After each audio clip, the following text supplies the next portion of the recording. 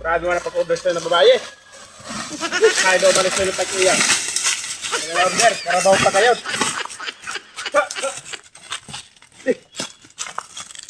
Ano mga kasunod order sila. By one take one pa talaga. Init.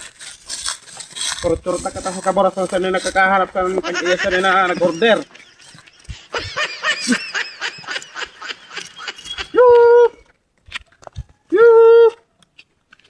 Ma'am, may order ka ma'am na karabaw. Grabe ka mag-order. Gururayo na saan mo balit tapos karabaw pa niya mo gin-order. Duha pa ini ha. Ano nga anak nakatay kapagal-tagal pagpasundon. Di. Look. Ma'am, amo pa na marin niyo. Counter dili na ko ma-deliver pag sales na karabaw niyo order ha. Ako patabi ng balay ni Esperanza. Opo, amin eh. Grabe ka, ma'am.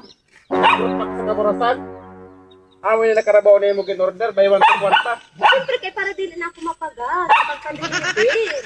Ay, grabe na akong balas. Produtor ka sa kaburasan din ang haot. Laki nagre-reklamo ka pa na may bayad man nina. May sing-sing bagay na. O, pero order ba sa mo karabaw? 20 mil. O, 20 mil. Tapos ito na, anak, kapagal-bagal pa pasundon. Kabinugaw pa katultol sa liyo. Balik kasi kung balik-balik sa na.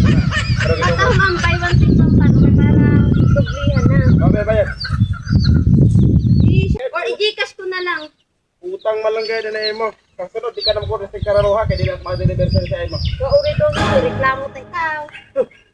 Karabaw mo. Sige.